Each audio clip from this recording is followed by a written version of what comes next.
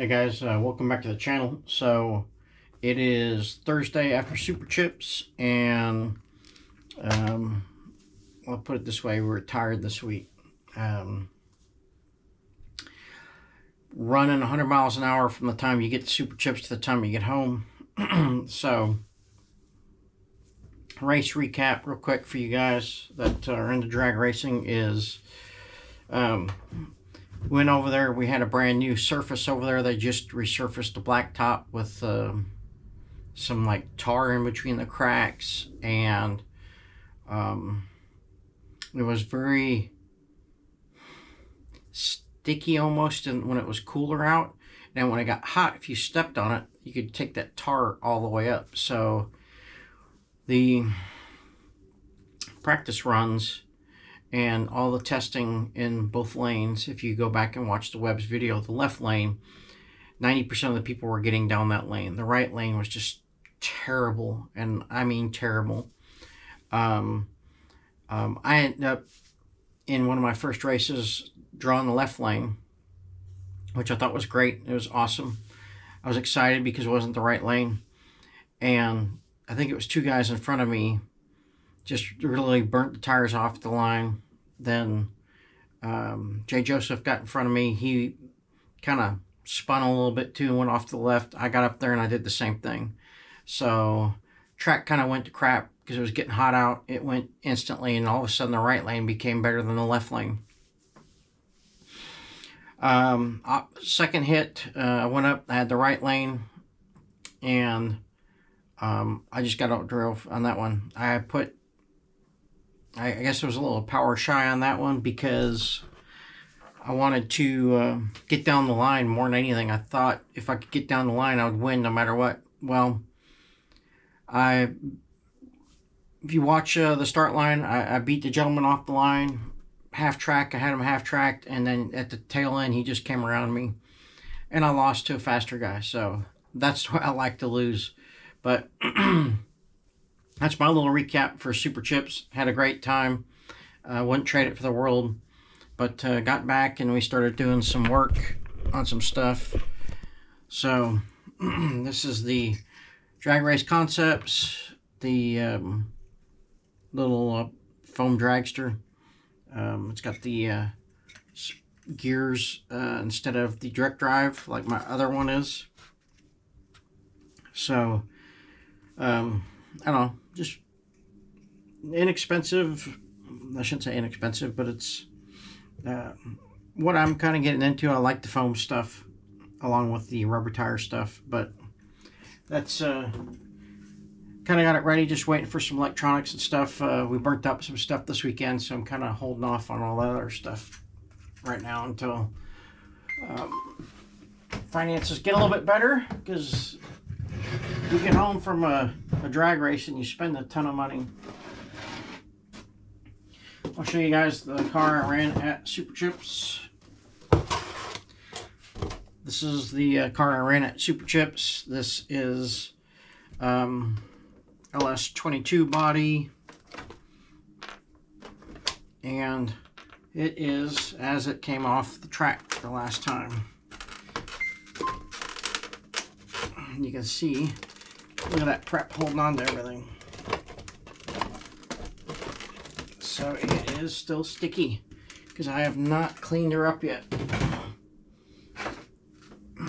Look at all that prep up in the body. Anyways, so this is the car I ran. It is R1 based. It's got a our custom wheelie bar on here, which the reason we made this is because the ones we had from R1 kept splitting here. This piece would break off, so we just joined this piece here, made it a little bit longer.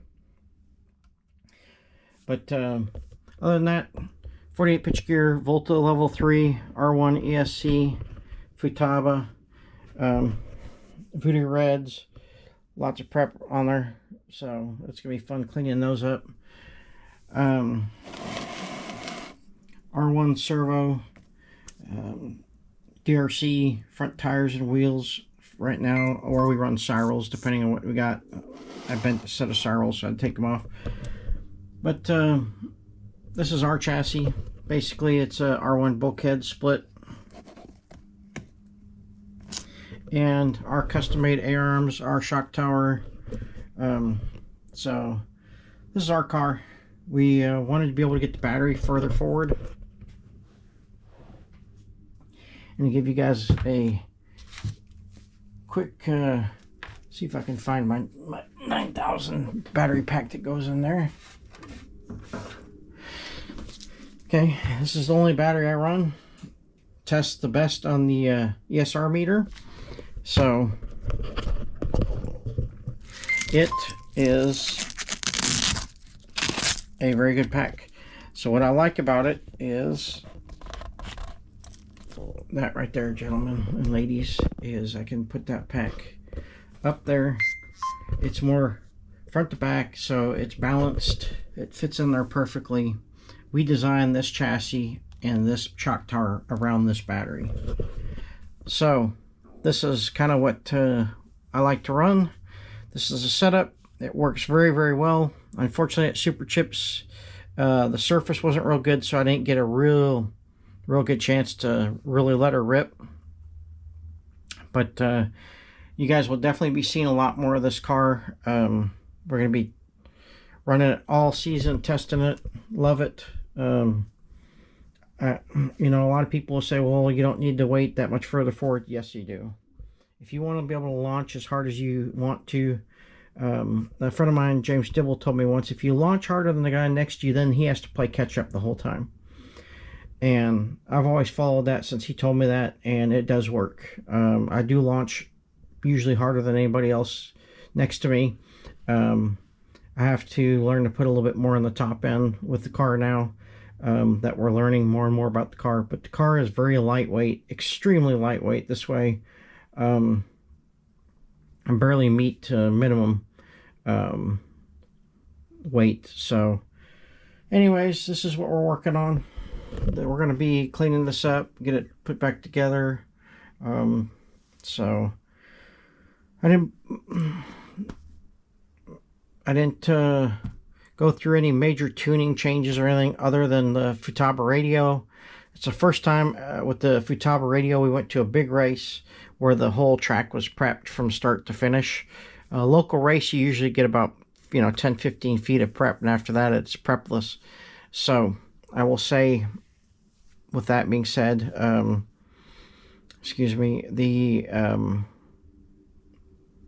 chance to test at Super Chips, I hate to say the word test, but we had to because of the full prep all the way down the track.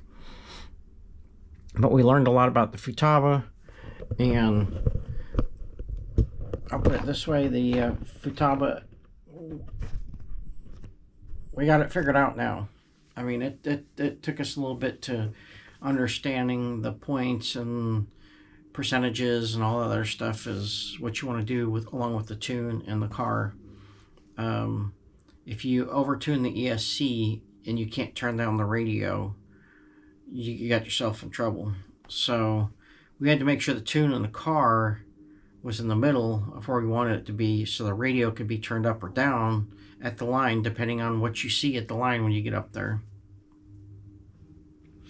And another thing I learned is I've been trying this year to do more cold tires going up to the line. I thought that would work, and it has worked in a low prep situation. Here we do run Get Stuck, and that stuff is the best tire prep out there, I promise you.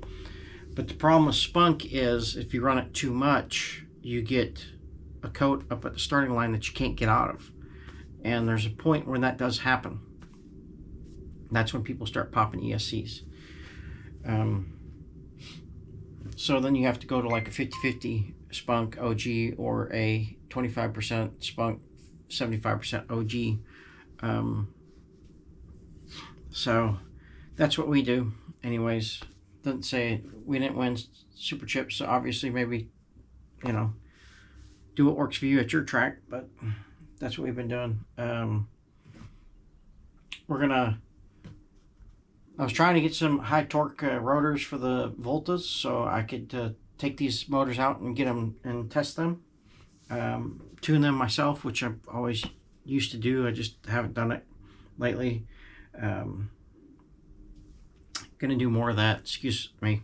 Getting a little bit of a dry mouth, but that's pretty much it for today, guys. Appreciate you guys watching, and we're gonna start building some other stuff now that Super Chip is over. It's getting to be hot season, so I don't know what we're gonna work on next, but it's probably gonna be just cleaning up the cars. You guys don't want to see any of that stuff, but we're gonna start doing maybe some body changes and stuff. Look at some of the shark bodies, and maybe paint up a couple bodies yet before the summer hits. So thanks for watching, guys.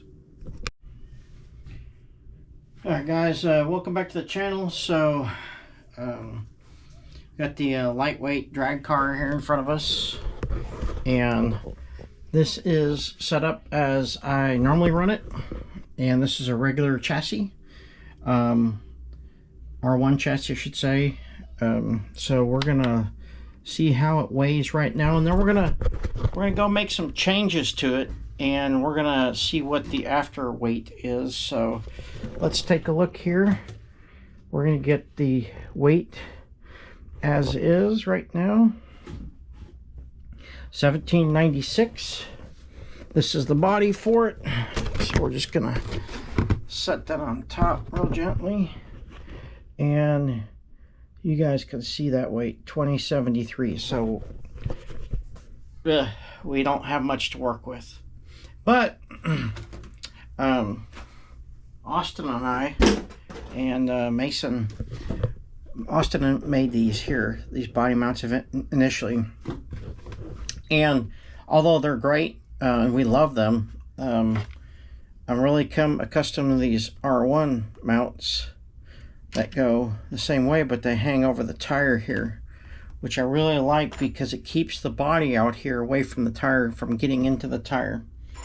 So that's one of the things we're going to do, is that, and then they got the little dome mounts that go on top of that, and usually we like to space those up a little bit so the body gets more of a rake. Then up here in the front we have the original front body floating body post mounts that Austin made, which are probably the best ever, but we are going to replace those with the lightweight R1 units, which are lighter even than what we have now. We also are going to put a upgraded a new shock upgrade to it. It has tighter tolerance pieces and shafts that come in the kit, and I'm hoping we can get rid of this weight up here, and there's I might have to add more weight to it by the time we're done. I just don't know yet. We need to pull apart the transmission, take a look at it, look at the diff. I think the diff is pretty good, but we need to oil it at least, which there's an oil hole right there, and I like to oil that, I don't know, every beginning of every race session, or towards the end of the race session. I will, if I'm doing good in the finals, I'll make sure that that's good. But I'm gonna get some brake cleaner tonight and clean up the tires. Lots of goo and stuff on the tires. I hate that, man. I want to clean them up, have it ready to go for race day, and give it a try again. This car has always done extremely well in low prep situations, low traction situations. So it's proven itself many times over, but it used to have, the only difference between what it used to be and what it is now is, used to have full-size servo up here, so I lost that weight, and that's where that comes into play, the weight. And then also we actually have this carbon fiber piece up here in the front to keep the body from folding back in, which is even more weight. So